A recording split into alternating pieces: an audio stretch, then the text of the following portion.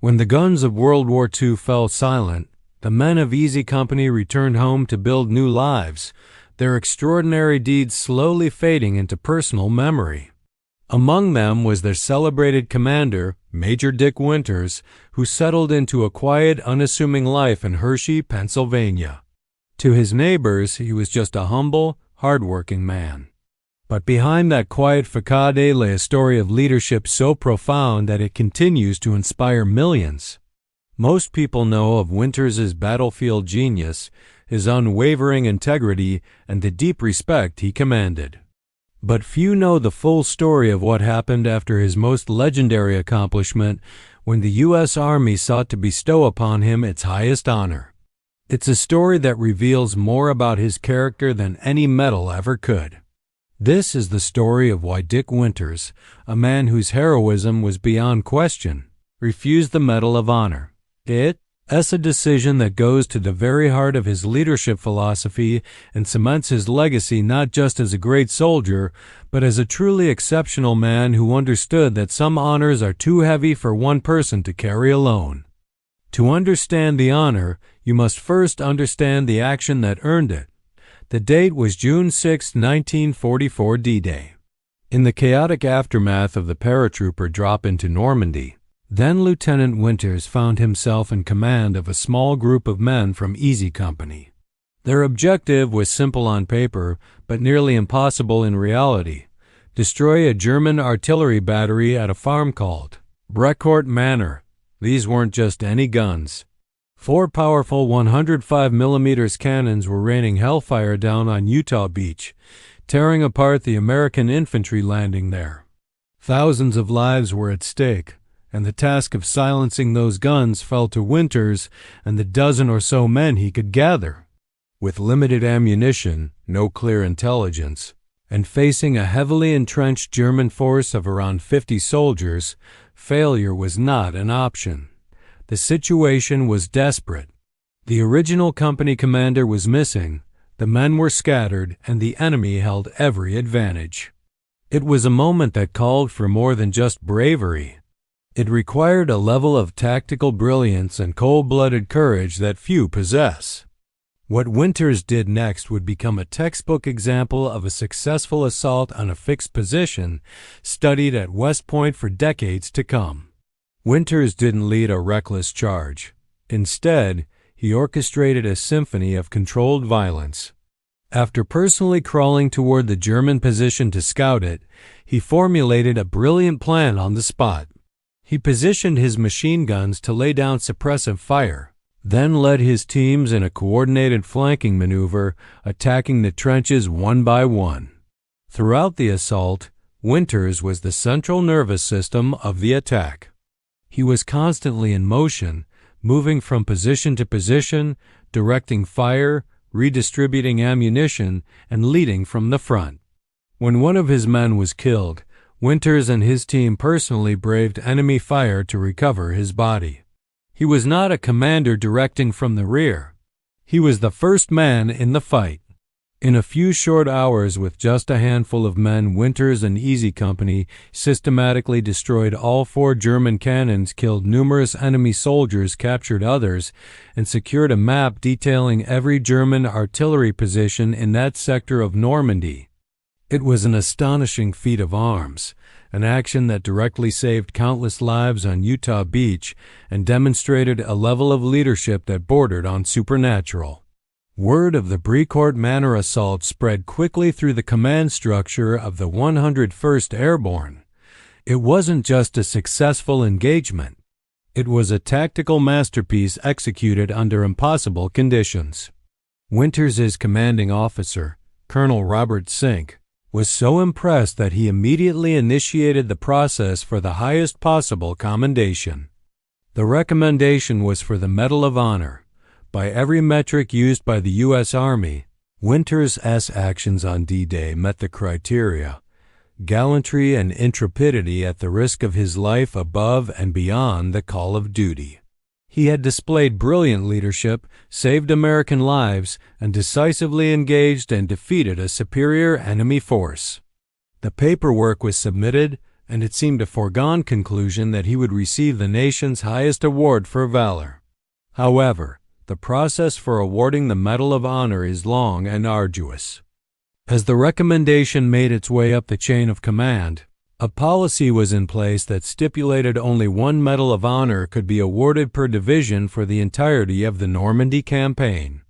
By the time Winters's file was reviewed, that honor had already been bestowed upon Lieutenant Colonel Robert G. Cole for his actions in a different engagement. As his recommendation was being processed, Winters was not celebrating his heroic feat. For him, Brecourt Manor was not a moment of personal glory, but a moment of profound responsibility and loss. He was acutely aware that the victory had come at a cost. He had lost men under his command, and he had seen the bravery of every single soldier who had followed him into that hornet's nest.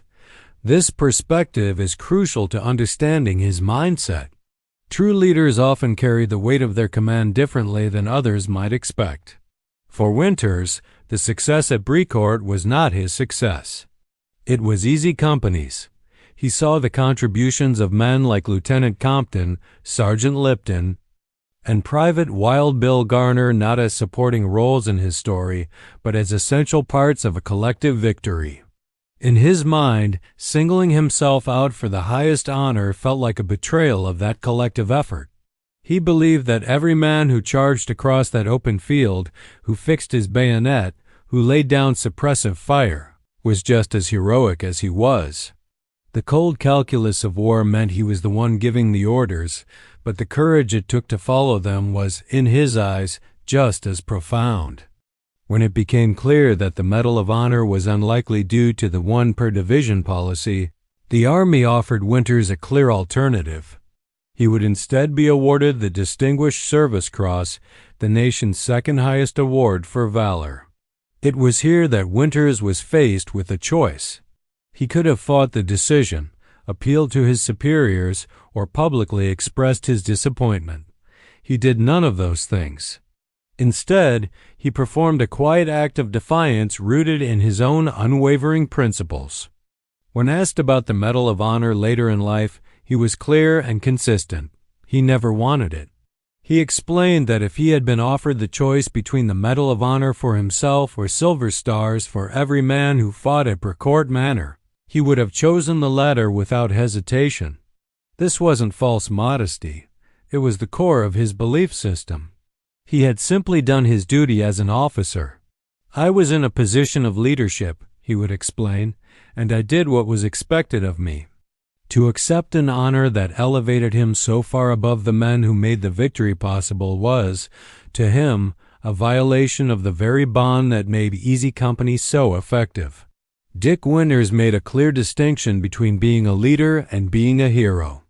In the popular imagination, a hero is often a singular figure, an individual who performs incredible feats.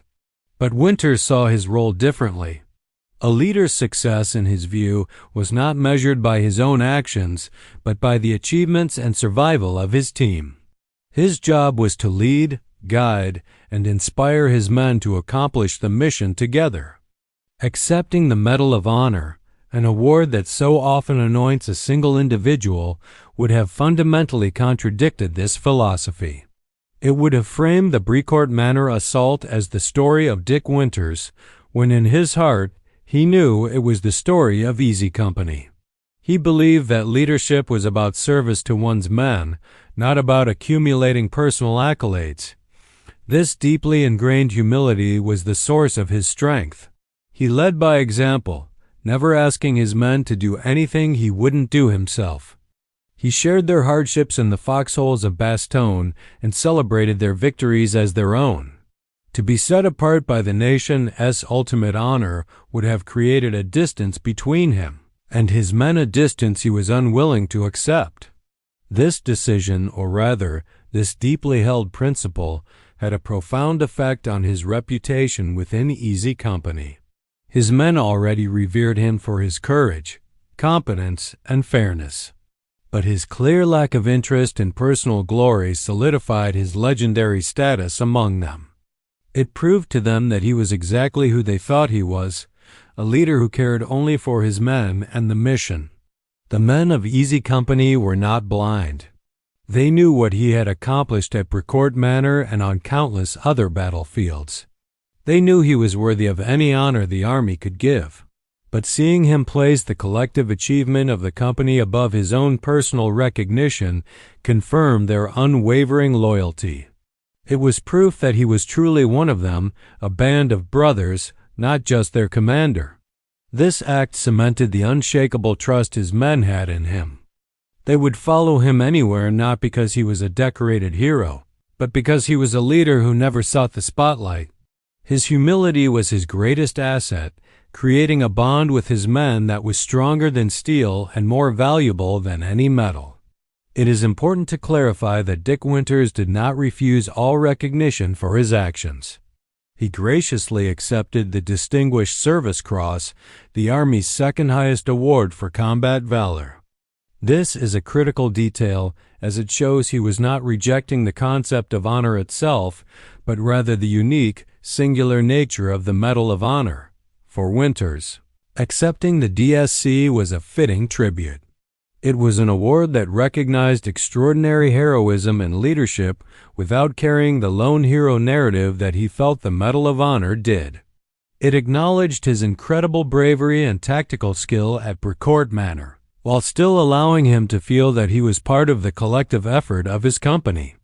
This decision reflects the thoughtful and principled nature of the man.